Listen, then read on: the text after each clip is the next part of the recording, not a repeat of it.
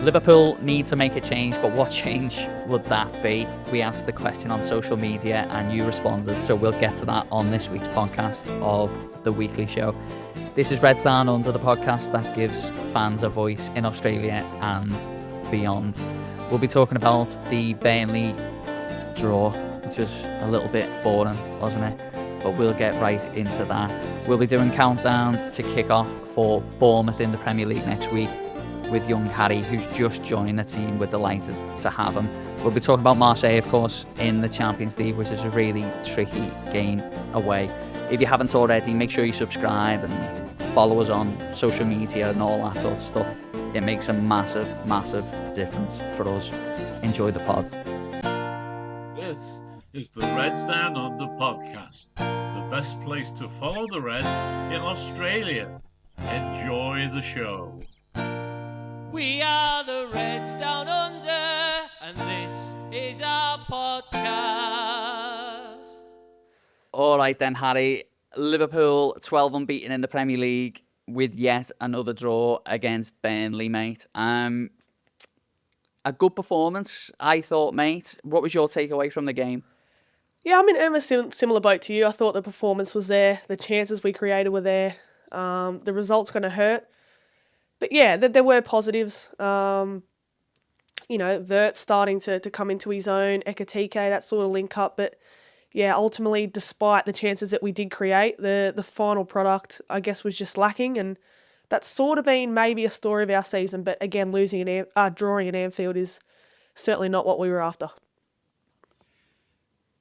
No, it's not. A draw's no good against a team like Burnley. And you know, look, I think if you have one or two of them a season, it's okay.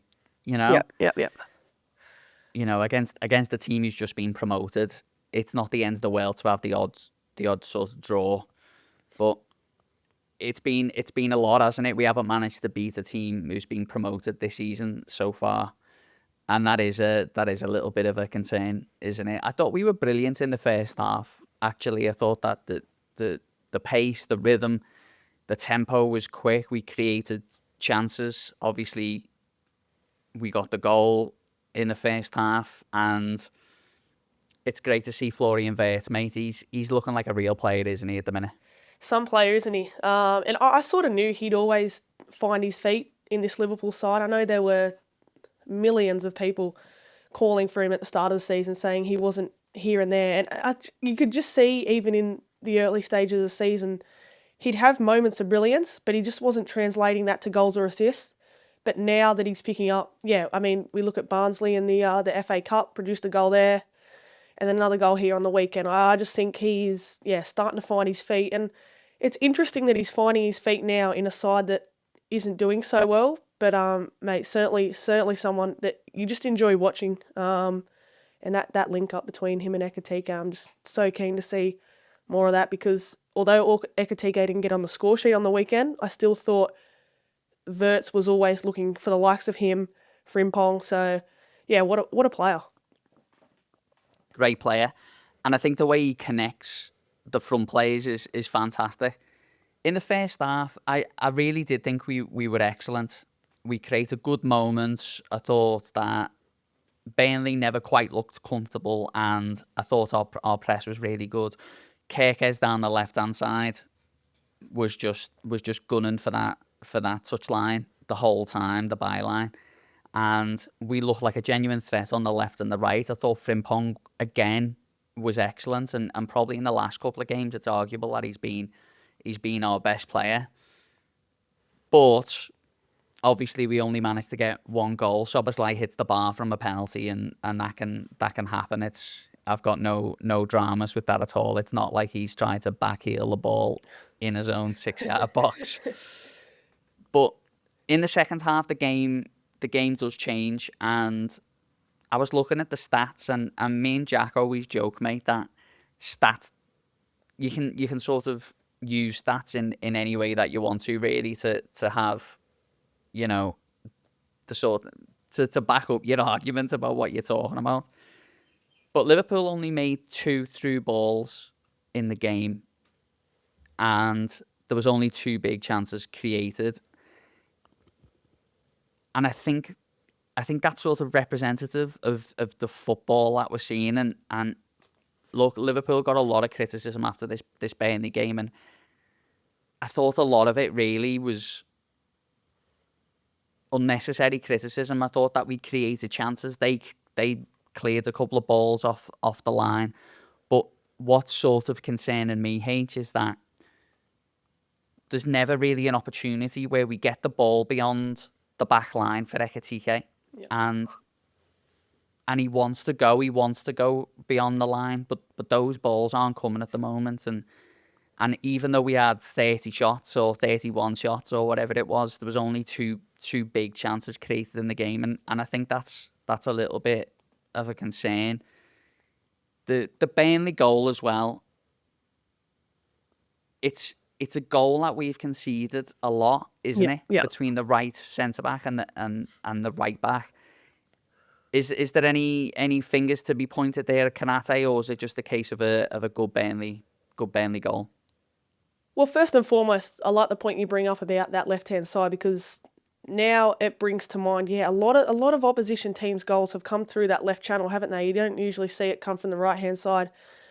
Ka-Fey, yes, could have done better. It was actually a really intelligent pass, I thought, the through ball that got played through, and take nothing away from the finish. But yeah, it's that sort of caught Ka-Fey off guard, if you want to say, and then he found himself tracking back, and that slide tackle just was too late. But yeah, that's certainly an interesting point.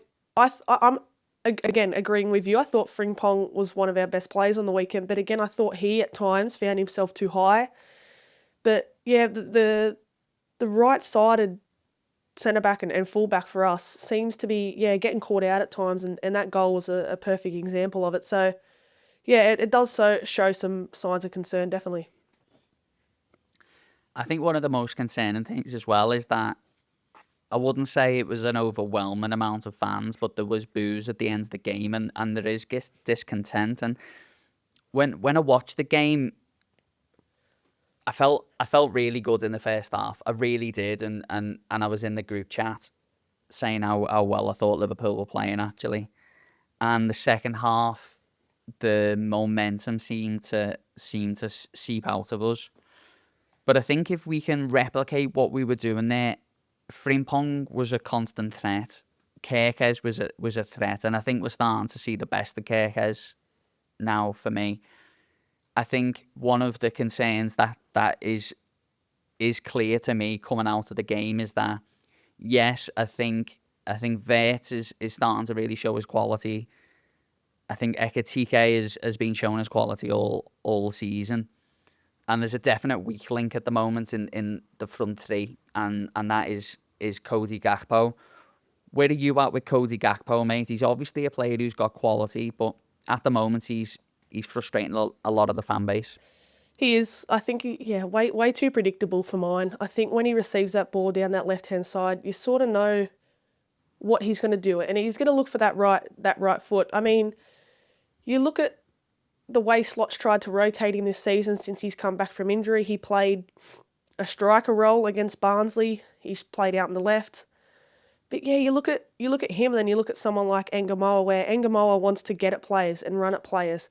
Where for me, Gakpo is just too predictable. And yes, he can put a good cross in on that right foot, but I feel like defenders are just reading him too easy. But yeah, I feel like some of the criticism in a way is deserved, because he's just not, he's worked his way back into the side from injury, and then he's just not putting in enough for my liking. He's not doing enough that's sparking or, making an impact to the game. So I'm interested to see how Slot utilises him moving forward, because young Rio, again off the bench, against Burnley, didn't have the most eventful, I guess, impact off the bench, but he still looked to beat his first man, still looked to run at players, wanted to add something, and that's where I feel like he sort of adds more than Gakpo. But yeah, just getting a tiny little bit frustrated with Cody at the minute. Yeah, it is frustrating with Cody, and I think the thing is with him is he does do the same thing over and over again. Now, so did Ian Robin, and Ian Robin had a lot more quality, I would say, than Cody Gakpo. And I think if he's cutting in on the right and they just can't stop him and something's happening every time, then that's excellent. I think in defence of Cody Gakpo, what I would say is when he cuts inside and he's either looking for that whipped shot, which he loves, or he's looking for that sort of whipped ball into the box.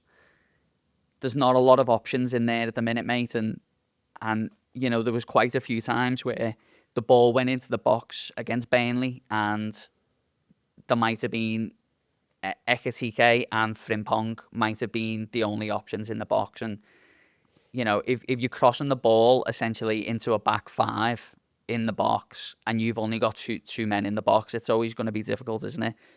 But difficult times for Cody Gakpo at the minute.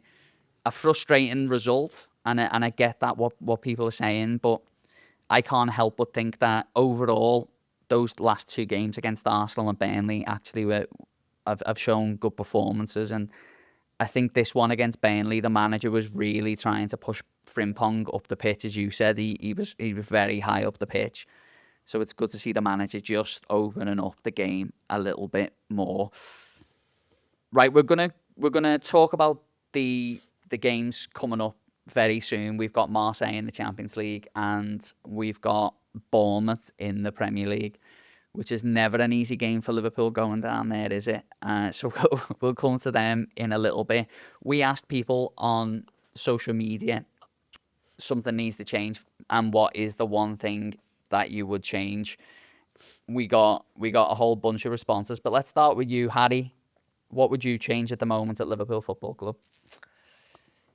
You know what? It's a really interesting topic because the first thing that comes to mind for a lot of people is the manager. But like you mentioned, Tom, I think the performances the last 2 weeks have been there. So I'm not really calling for the manager's head as of now, although I do think some things could change. I just think the centre-back department is probably a key area. I mean, it got confirmed this morning, I think it was, that Mark Gay, he has signed with City. We won't get into that, but I just think Verge, might need that refreshing, maybe sort of centre-back alongside him and give him an extra look. Other from that, there's not a heap I would, to be honest, because a lot of it's going to come down to the manager, and I'm not so calling for his head as of now. I'm pretty content with the team we have. We've got Salah coming back as well. But it's just the style of football, I guess, essentially, that we play that can sometimes annoy me. So I'm actually interested. I actually haven't seen the Reds Down Under viewers that have sent in comments on the latest post, but just I want to see more attacking, the old Liverpool where we just look to get on the front foot, not concede. You look at that Burnley and Barnsley game, we did not put the game to bed, and that's where I feel like Liverpool used to do so well, was get a 1 or 2-0 lead and put it to bed. And we're just not seeing that as well. So there's a couple minor things, but I think all in all, there's still positives to come out of these last 2 weeks. Yeah, I agree. I think there is positives. It's definitely not a perfect situation, is it? And that's why there's a lot of frustration in the fan base at the moment. Let's see what some people say, because obviously you mentioned Arnie Slot there, the manager. Big Rig is definitely on the it's time to get rid of Slot bandwagon, and that's fair enough. That's your opinion. Bring Shabby home. It's time for Slot to go. He said he can't believe he's saying this because it's not the Liverpool way. Alan Tompkins agrees with him. He wants Xavi and Stevie G. DJ Xavi Fernandez, which, by the way, is a fantastic name. Fantastic name. He would also sack Slot, and he's on the Xavi and Stevie G train. Caleb says, big call, but I think squad since Salah has been dropped at AFCON is a gradual upwards trajectory. The attacking fluidity is the last thing to click, but I think it's coming. Vert is linking up well with Ekitike and Frimpong. So his big call is be brave and bench Salah and use him as an impact sub. It's an interesting one, that, because I would definitely bring Mo Salah back into the team as soon as I could. I think the fact that he's played in the AFCON, he's done well in the AFCON, and I think a little bit of time has passed now. And I don't think we're going to be in a position where the manager will be stubborn. I think the manager is desperate for 3 points at the minute, and I think Mo Salah will definitely come back into the team, and I think it'll be Cody Gakpo who will drop out. I think he'll go Salah on the right, Ekitike and Flo Wirtz on the left. So that'll be interesting to see. I just, unless we go and sign a right winger in the January transfer window, a player who we believe is going to be the guy, then for me, Mo Salah will play. Me mum sent a message. She said, "We think the formation's terrible and don't understand why he doesn't see it as he lost the dressing room." That's something we talked about the other week. I don't think he has lost the dressing room, but the one thing I would change, Harry, is Liverpool are the highest ranked team in terms of possession in the Premier League at the moment. Yeah. We're higher than them all, City, Arsenal. And it sort of feels that way when you watch us. We keep the ball really quite well, but we keep it in the wrong area of the pitch. Virgil van Dijk has the most passes in the Premier League this season, and that is a big indicator of where the football is for most of the game for Liverpool. So, and I know that that's been a consistency in the Premier League in recent years. It's not just Liverpool. But I think if Liverpool can start getting McAllister on the ball a lot more, you know, Curtis Jones, Grafenberg, get those midfield players on the ball, I think that's going to make a difference. And I would look at those statistics, the possession statistics, and I would say we can afford for that to drop 5% easy, and we can just take the handbrake off and take more risks. Because we were talking about the Burnley game there, and we were saying, you know, Liverpool only had 2 through balls in the game, and when you've got players like Ekitike, Isak when he comes back, Mo Salah, these are players who want to be playing on the last man, want to get in behind and create chances that way. So for me, it's just about taking the handbrake off. It's about taking more risk in the game, be willing to open up a lot more. And I don't mind playing, you know, Grafenberg, Jones and McAllister, but one of them, their job is to get into the box. Yeah. And who would that be for you, Harry, if you had to pick a player? Would you push McAllister or Jones higher up the pitch? I'd lean more towards probably McAllister, just because he's a player who, loves to get forward. He scored some absolutely bangers last season. I mean, you look at that Tottenham goal in the 5-1 win, which sealed the championship for Liverpool, where he sort of, I think it was a Tottenham mistake. He was on the end of it, at the edge of the box. And by the way, he has a cracking strike on him. We know he does, because we've seen goals against Fulham, Tottenham, as I mentioned.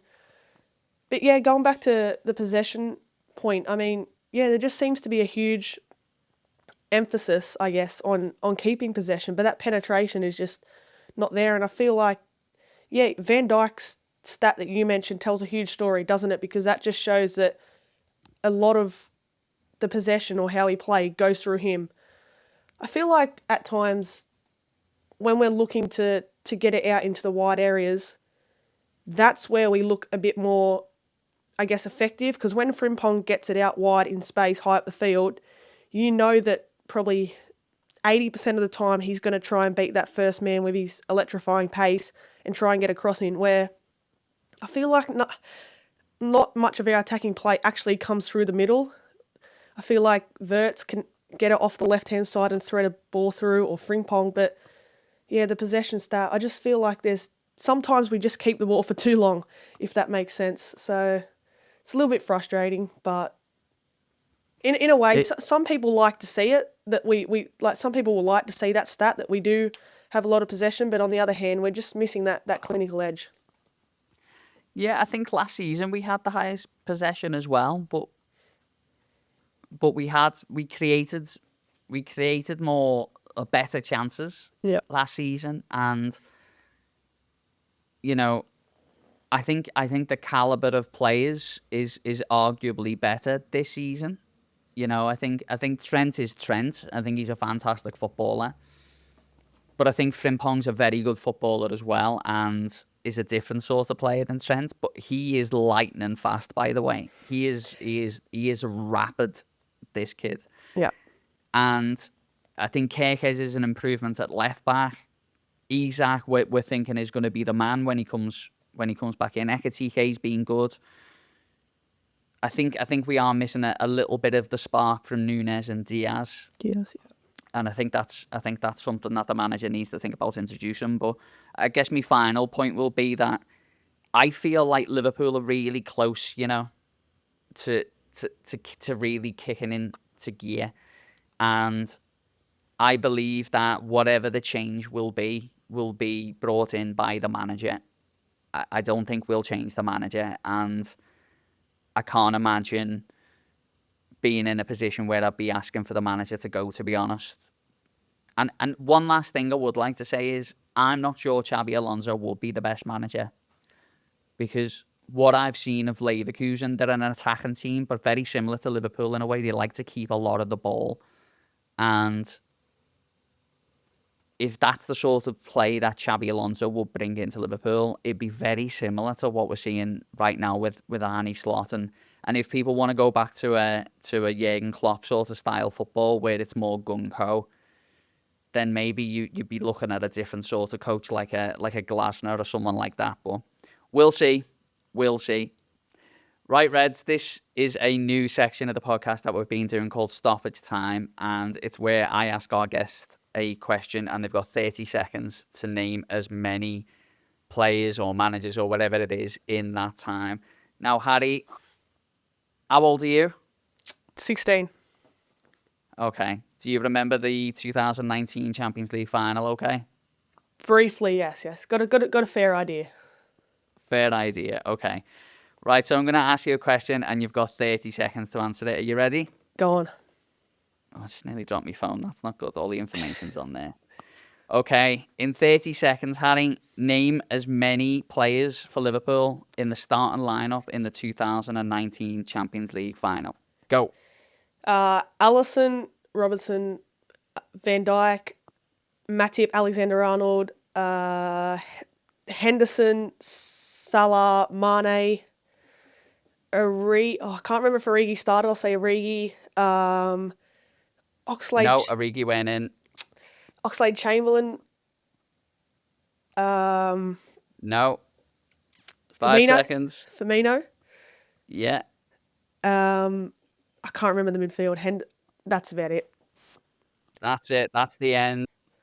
Mate, the midfield done me there. Is ringing in my ears.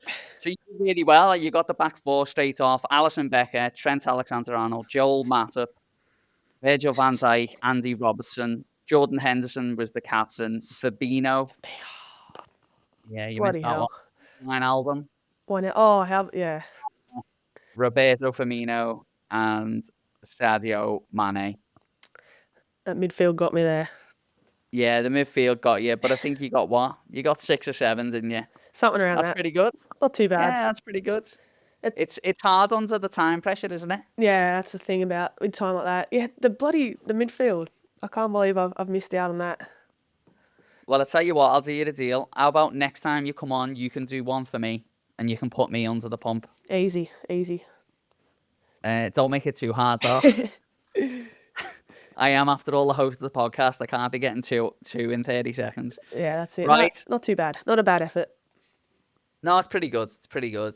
Not too bad for the latest member of the Reds Down Under team. Harry has recently joined the team, and he's going to be with us moving forward. So we're really happy to have Harry. Since we joined the podcast, he's been one of our really loyal followers, and when we started chatting at first, I seen a lot of his content, and he makes a lot of great content, and we've been really keen to get him in. So we're really happy to have him. Harry, tell people how it sort of happened, because we always say that, you know, if people want to get involved with the podcast, there is opportunities there. Certainly, that's right. I think just sort of, I guess, started following from some of the feed that I saw come up on the socials, and really loved the idea, because I don't see a lot of Australian, or I don't even know if there is any Australian Liverpool podcasts out there. I know there's a lot of content creators, but really loved the stuff you guys were doing. I thought it's very unique, interesting. So yeah, sort of got in contact. Was on the show, I think, probably late last year, if I'm right, for the first time. And, you know, I've started diving into a little bit of content here and there. I've had Tom and Brian, who are two very well-known Liverpool fans here in Australia. So really excited. I think, obviously it's been a while now since we've been in contact to discussing this. So excited to get going. So what we're going to do is, as well, we looked at the content that we made, and we said internally, right, what we need to start doing actually is we need to start going into a little bit more detail on the upcoming fixtures and give our perspective on that. So tell us about what you're going to be doing, Harry, with Countdown to Kick-Off. Yeah, so a new show that I'm really excited to kick off. So essentially, before a Premier League match week, I'm going to be the host of the Countdown to Kick-Off show. We'll have hopefully a guest each and every week. And we're just going to dive, I guess, more into depth on the weekend's match. I mean, this weekend in the Premier League is Bournemouth, which you mentioned off air is going to be a really tricky task. Really excited. I think it's going to be that more in-depth, no longer than, say, 10 minutes, I guess, preview of the match, latest team news, bold predictions, which I'm actually really excited to get into. It's going to cover everything from the opposition to breaking down the game. So, yeah, hopefully your one-stop spot. I know you mentioned previously you should definitely listen to this rather than Mark Bosnish rant about the Reds. Yeah, so that's the idea, is you'll have that mini podcast, Countdown to Kick-Off, the day of a game. So people can watch that at 10 minutes before the game, or when they get up on a Saturday morning, they can have a coffee and listen to the 10-minute podcast, and just give them a little bit of a sort of a pre-match. Because look, like, as good as the broadcast is for the matches, there's like little to no punditry, and it's definitely not from a Liverpool perspective. So that's what we're going to be bringing you guys moving forward in the future. So keep your eyes peeled for Countdown to Kick-Off. Right. Liverpool versus Marseille in the Champions League. That game will be on Thursday for us. Marseille away, Harry. Tricky place, mate. Tricky, very indeed. And I think these next two fixtures are actually going to tell us a lot about this Liverpool side. I think you mentioned previously that we're not too far away from finding our best form, and I feel like these two away tests this week will just be huge for us to get more of a glimpse of where we are. But yeah, Marseille, a really tricky test. I think, apart from the PSV game, I guess you could say our form in the Champions League hasn't been too bad in a way. But yeah, I mean, we look back to our last game, we got smashed 4-1 at home to PSV. So it's been a while since we've actually played in the Champions League. So I'm really excited. I think it's obviously a suitable kickoff time. So nice and early one. But yeah, a really tricky test going away to a place like this. These places, Inter away, Marseille away, these are really, really tough places. And I know Liverpool should go and beat Marseille, but we should have beat Burnley as well. But I think the atmosphere is going to be rocking, and I think it will be one of them nights for one of those big Liverpool performances like we got at the Emirates there last week. I think, look, Liverpool need to go and win the football match, and I think that's clear, and I think we have every chance of doing that. It'll be interesting to see what sort of team the manager plays, because for example, young players like Rio, I've got little to no chance of starting the game, I would say. I think this is a game where you want your really, really experienced players who've played in hostile environments. I remember, what year would that have been? I think it was 2008, I think.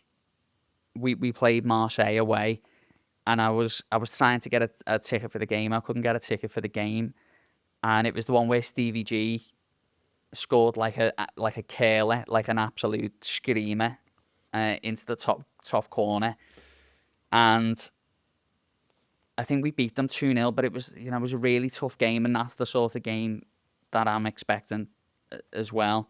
And one of our regular and loyal followers, Matty Pugh, he's based back home in Liverpool, and Marseille away will be his 300th Liverpool game. Wow. So not bad. Jeez.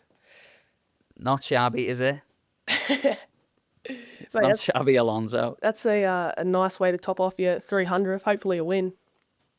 Yeah, absolutely. And that stadium's had a lot of renovation in the last couple of years as well. So it's a very different sort of stadium. So, Matty, I hope you have a safe journey, mate, and an absolutely cracking one as well.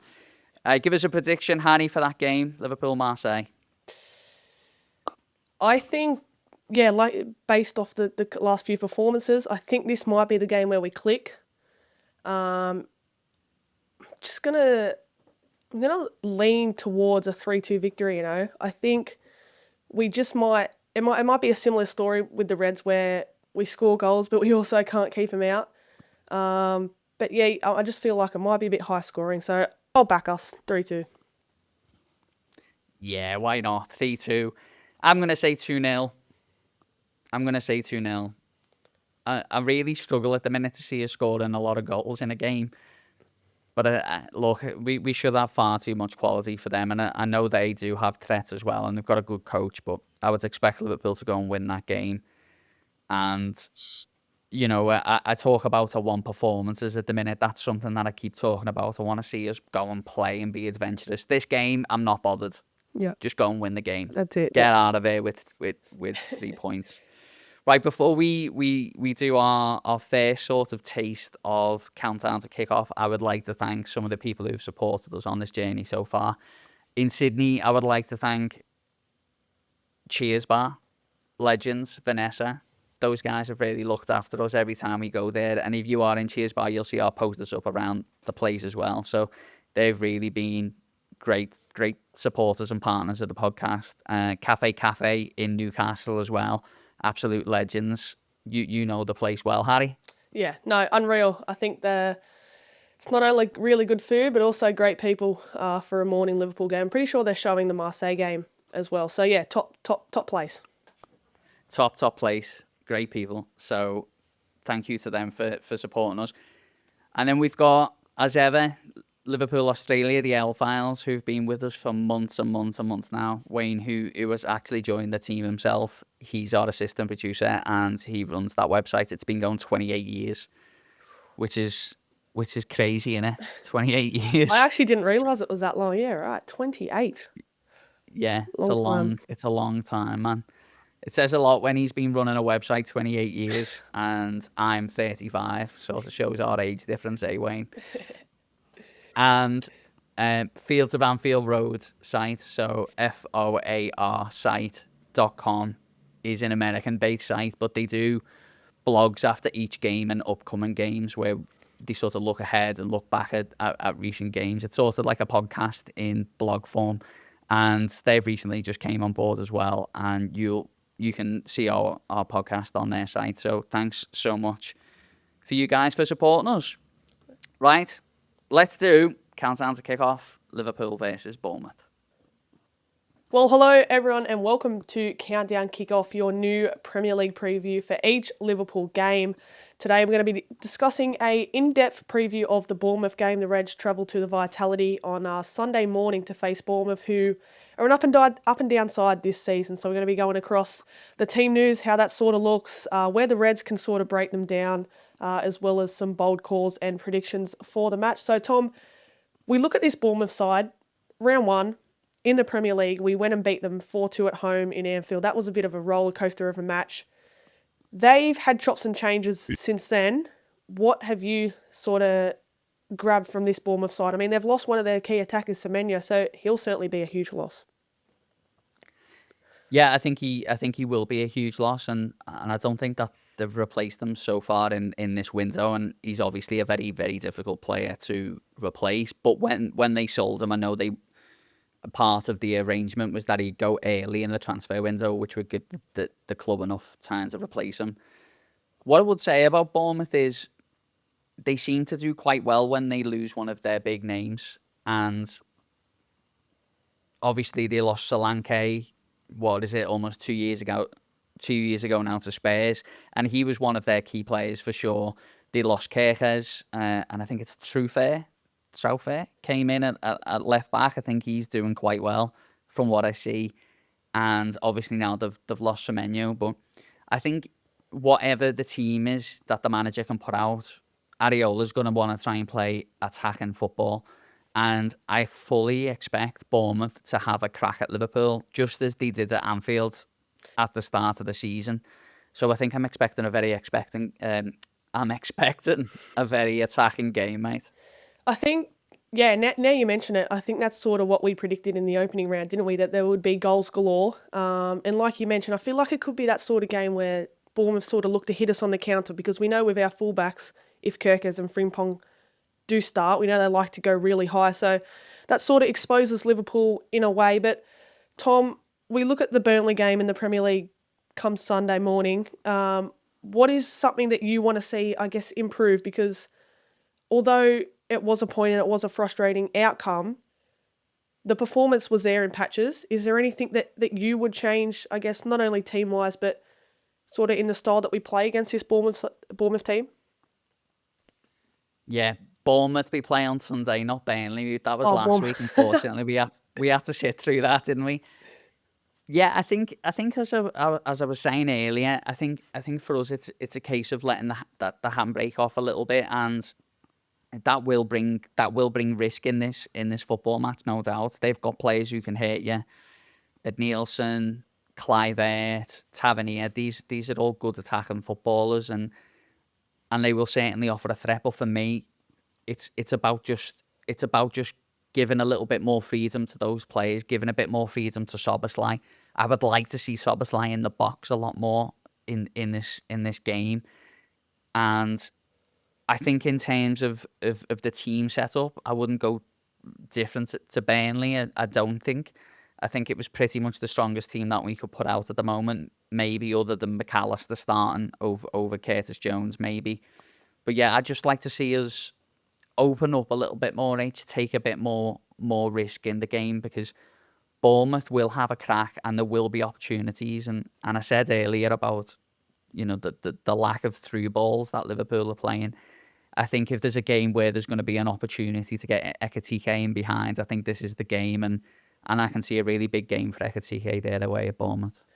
I think, going back to your point, I think, yeah, Bournemouth still do have that spark, don't they? I mean, a lot of their goals this season and for a few years now have come through Antoine Semenyo, but you've got to look at some of the players that are also quite underrated in this side. I mean, Evan Nilsson's sort of that poacher striker who can get on the end of crosses, really good in the air as well, despite not being, I guess, the tallest of strikers. I'm looking forward to that battle between him and Van Dijk.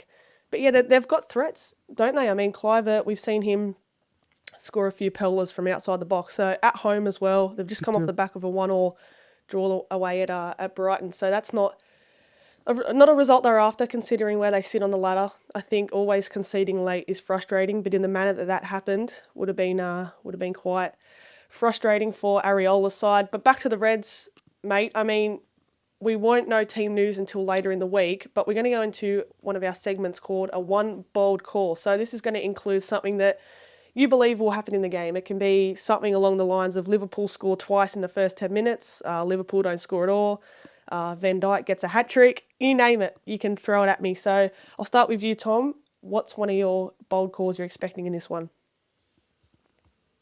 Well, I think one thing that you said there is definitely possible, and that's that Liverpool don't score.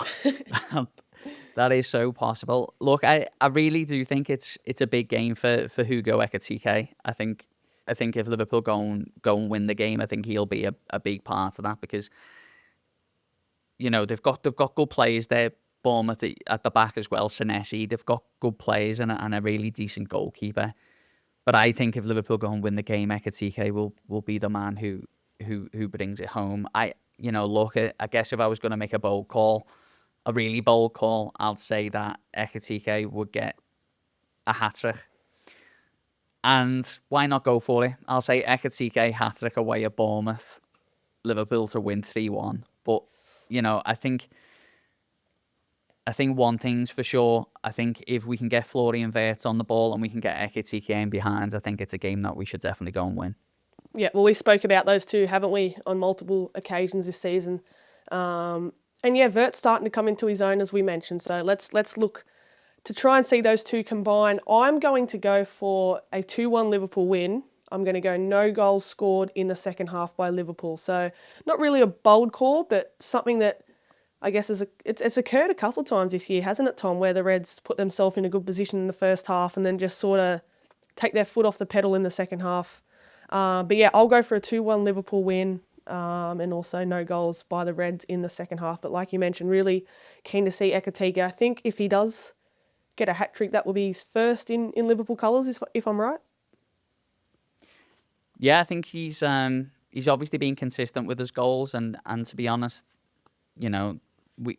I think the last player to score any hat-trick was Mo Salah, and then before him it was Mo Salah, and before him it was Mo Salah.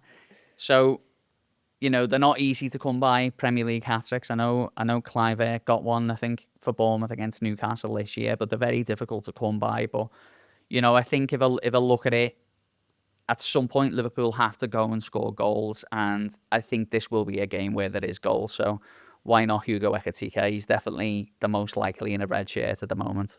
Well, let's hope he can get in behind and give that Bournemouth defence a few headaches at this one. So we're both going for a Liverpool win, as we do. This has been the first episode of Countdown to Kickoff. Thank you very much for watching, and let's hope for yet another victory to the Reds. Reds, thanks so much for watching Reds Down Under, and thank you to Harry for joining us for Countdown to Kickoff. It's going to be a segment that we have regularly here on the podcast, and they will soon be sent out as individual mini podcasts that you can watch on a match day. Let us know in the comments if you agree what we think about that Bournemouth versus Liverpool game. If you haven't already, subscribe, like, follow, do all that sort of stuff. We aim to give Liverpool fans a voice here in Australia, and message a mate. If there's someone that you haven't spoke to in a while, send them a little message, check in on them, see how they're doing, ask them if they've seen the game, anything you want to do. I think sometimes it makes a massive difference if you're going through a tough time and a mate reaches out. Up the Reds.